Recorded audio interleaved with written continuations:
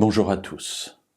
Lorsque nous regardons la manière dont vit notre monde et ce qui se passe autour de nous et finalement l'approche qui est faite par un grand nombre de nos contemporains de notre vie, nous nous disons c'est la fin.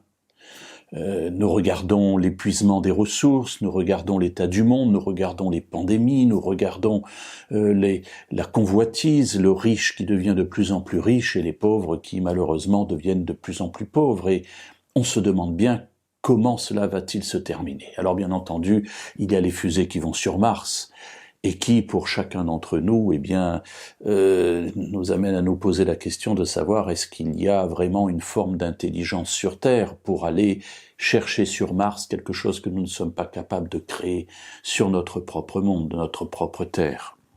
Alors dans la Bible, dans le livre d'Ézéchiel, au chapitre 7, une parole de Dieu est adressée à Israël au travers du prophète Ézéchiel. Nous le trouvons au verset 1 et 2.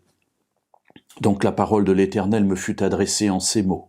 « Toi, fils d'homme, ainsi parle le Seigneur l'Éternel au territoire d'Israël. C'est la fin. La fin arrive sur les 4 extrémités du pays. » Alors les 4 extrémités du pays, c'est le nord, le sud, l'est, l'ouest, c'est-à-dire la manière que l'on a dans la pensée hébraïque de dire c'est sur toute la terre, ici le territoire d'Israël. Et le message de Dieu est un message sûrement qui a été difficile à entendre par ses contemporains, c'est la fin. Voilà. Quand on vous dit c'est la fin, après la fin il n'y a rien. Et ce message, comme je le disais, a dû résonner de manière terrible dans les oreilles des contemporains de Jérémie.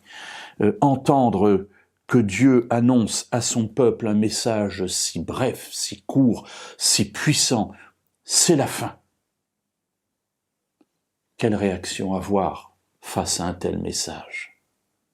Et c'est une question qu'il nous faut nous poser, pour 2 raisons. La première, c'est que notre fin personnelle peut arriver n'importe quand. Vous le savez, on peut mourir à la seconde. Et notre fin, à ce moment-là, est arrivée. Sommes-nous prêts? Telle est une bonne question. Et puis, la fin dans l'âge, dans l'âge du monde, celle-là, nous ne savons pas non plus quand elle arrivera. Mais nous voyons tellement de signes annonciateurs du fait que c'est la fin. Alors, peut-être est-il venu le moment de réfléchir à ce que nous sommes, ce que nous faisons sur notre terre pour la préparation d'une vie au-delà de la fin. Car pour la Bible, la fin de notre monde présent n'est pas la fin de notre vie. Dieu nous ouvre sur une autre perspective. Voulez-vous la connaître ?